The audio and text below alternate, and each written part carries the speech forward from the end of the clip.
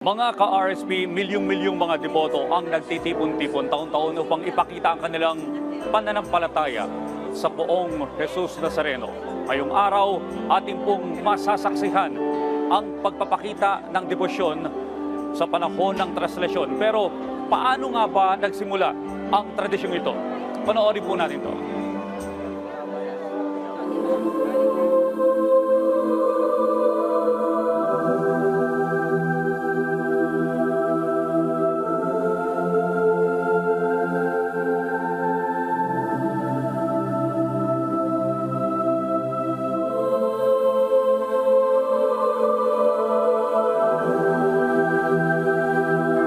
Sa relihiyosong bansa na gaya ng Pilipinas, malalim ang pananampalataya ng mga kapatid nating Kristiyano.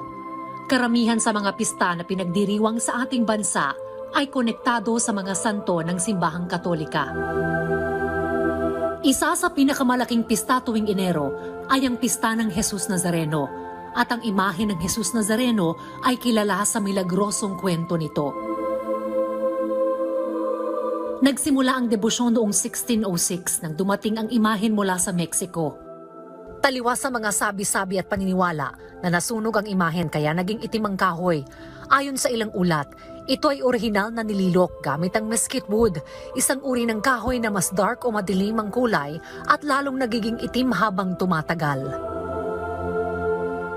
Sa kabila nito, napanatiling buo ang imahen na ngayon ay itinuturing na milagroso.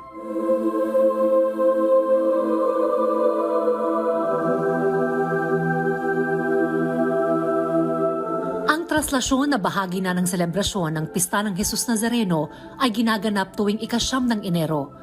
Napakaraming deboto ang nagkakaisa upang maglakad ng walang sapatos bilang tanda ng pagpapakumbaba at pananampalataya.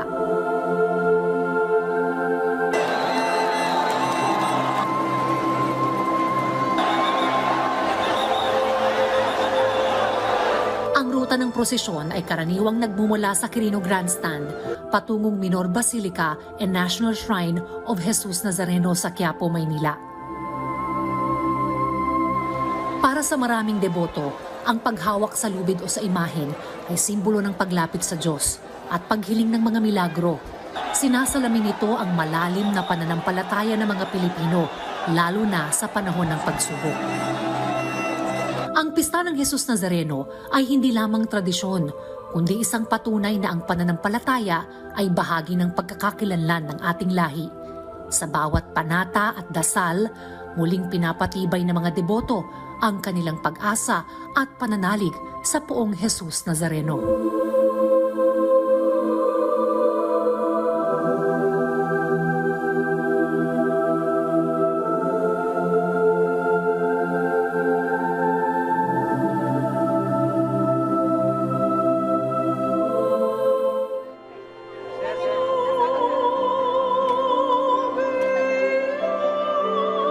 Mga ka-RSP, kasama po natin ngayon ang isa sa mga ihos o marshal. Kasama po natin ngayon si Kuya Victorio Zamora o Kuya Boyet. Magandang umaga po sa inyo. Una po sa lahat, magandang umaga po sa inyong lahat at happy fiesta po sa lungsod ng Maynila, sa tahanan po ng ating mahal na poong Jesus Nazareno. Okay, maaari mo bang ikwento sa ating mga tagapanood yung kaibahan ng preparation ngayong taon kung ihahambing natin sa mga nakalipas na translasyon? Actually, parang wala rin naman pong pinagkaibang masyado. Ang napansin lang po namin na sa ngayon po, medyo naging disiplinado po yung mga deboto na pumupunta po rito sa bahay ng mahal na hari. Unang-una po sa pagpasok nila, organisado po ang ating pagpapila. Wala Villalobos hanggang papasok ng Plaza Miranda, diretso po sa simbahan. Nakikisama naman po ang ating mga deboto na maisaayos natin, maipagdiwang ng matiwasay ang pista ng mahal na poong Jesus Nazareno. Kamusta naman po yung coordination ninyo mula sa local government unit para mapanatili yung kaayusan at ligtas na pagselebra ng pistang ito? Actually, talagang pinlano po talaga ito ng local government at ng ating mahal na Cora Parroco na maisagawa ng matiwasay at maayos ang pista. ng mahal na pong Jesus Nazareno. Well, Kuya Boyet, nakikita ko nga disiplinado yung mga kababayan natin o mga debotong pumupunta dito. Pero gayon pa man, paano nyo po napapanatili na masabihan o maging mas organized yung mga kababayan natin papasok dito? At isa lang po yung entry at exit point dito, tama po ba? Opo. Kasi meron naman pong mga nagga-guide sa mga deboto na pupunta po rito na para maging maayos po at maging ligtas ang ating selebrasyon. Nakakatuwa pong isipin, nakakatuwa po na nakikisama naman po ang ating mga deboto sa mga nag-aasikaso sa kanila. Okay. Well, last year, nandito rin po tayo. No? More than 15 hours ang itinagal ng pagbiyahe ng imahe mula Quirino Grandstand. Dahil po sa mga ilang pagbabago at lalo na binago po yung itsura ng sasakyan ng ating imahe, no?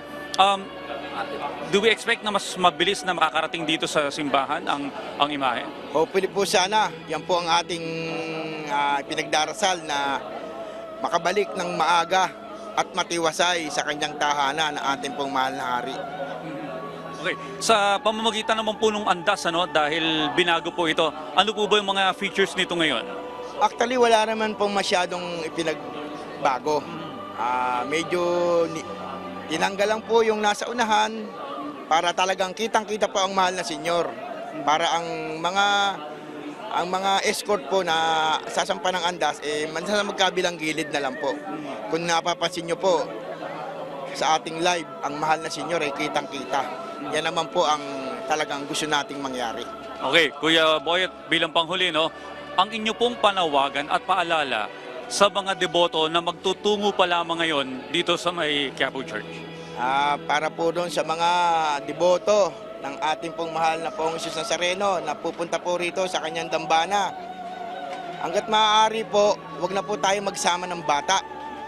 At kailangan po siguruhin natin sa ating pangangatawan na tayo po ay nakakondisyon dahil hindi po biro ang mga taong sasagupain po natin dito sa kanyang dambana.